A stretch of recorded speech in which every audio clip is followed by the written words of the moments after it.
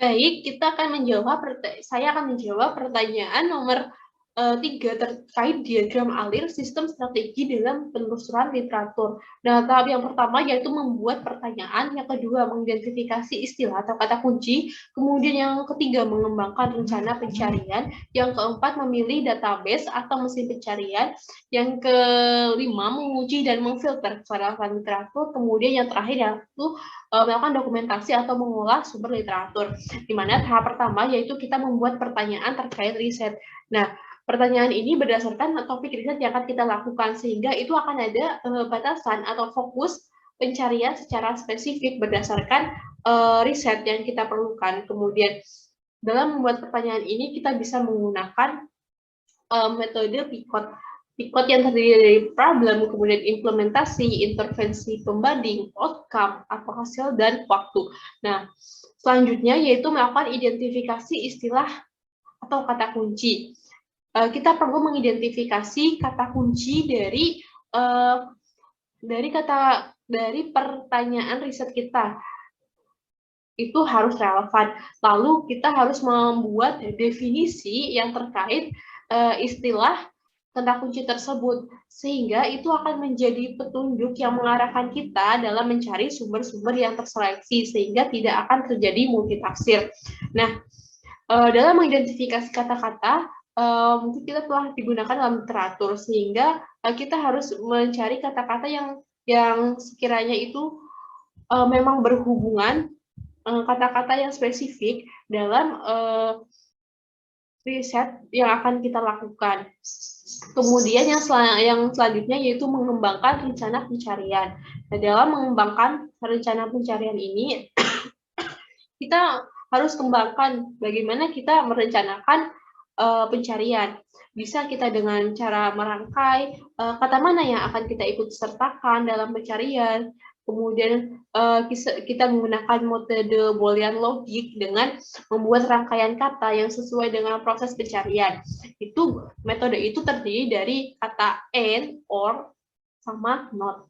Di mana kata N itu kita akan mengkerucutkan atau mempersempit hasil dari pencarian, karena hanya artikel yang menyertakan semua kata kunci tersebut yang akan dikeluarkan. Nah, kemudian jika kita menambahkan kata or, artinya kita akan memperluas hasil pencarian kita dengan adanya alternatif atau sinonim dari kata kunci yang kita masukkan. Yang selanjutnya yaitu tambahan kata not. Dan jika kita menambahkan kata not, berarti kita akan mempersempit hasil pencarian karena kita mengecualikan artikel yang mengandung istilah tersebut untuk tidak ditampilkan. Nah, tahap selanjutnya yaitu memilih database atau mesin pencarian. Database atau mesin pencarian itu sangat penting dalam kita menelusuri literatur, di mana banyak pilihan dari database atau search engine atau mesin pencarian ini yang menyediakan fasilitas literatur khusus, misalnya literatur khusus pendidikan atau literatur khusus kesehatan atau saintis.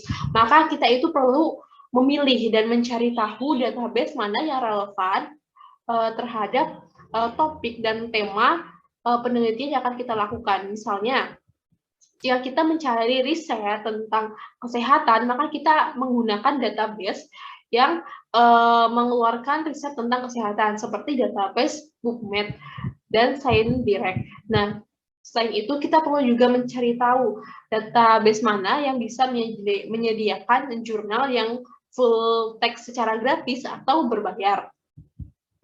Tahap yang selanjutnya yaitu kita menguji dan menyeleksi kerelevan dari literatur yang kita cari. Nah, di sini kita menguji, menyaring artikel mana yang benar-benar berhubungan dengan riset yang akan kita lakukan. Kemudian kita menentukan kriteria, kita perlu menentukan kriteria kelayakan artikel dalam memfilter, sehingga kita dapat mendapatkan artikel yang relevan, di mana dalam menentukan kriteria itu bisa dari tahunnya, kemudian dari status jurnal tersebut, dari metodologi atau dari hasil penelitian yang digunakan, itu bisa menjadi kriteria kelayakan. Nah, dengan adanya kriteria kelayakan, maka kita akan mempermudah dalam menilai validitas kemudian kita akan mudah menentukan kelengkapan artikel tersebut dan mudah dalam memfilter apakah artikel tersebut memang relevan dengan penelitian yang akan kita lakukan. Kemudian tahap yang terakhir yaitu melakukan dokumentasi atau mengolah sumber literatur, di mana sumber literatur yang sudah kita seleksi dan kita validitas, selanjutnya dibuat dokumentasi untuk kita mendata, menyimpan hasil literatur yang nantinya akan kita jadikan sebagai kutipan daftar pustaka. Nah, saat ini kita dapat menggunakan perangkat-perangkat aplikasi pengolah hasil penulisan literatur sehingga kita dapat mendokumentasikan penelusuran literatur secara rapi dan sistematis, yaitu seperti aplikasi Bentley atau EndNote. Nah, dengan begitu pengarsipan literatur yang sudah kita cari itu dapat terorganisir dengan baik. Sekian untuk jawaban terkait diagram alif sistematika strategi penelusuran literatur.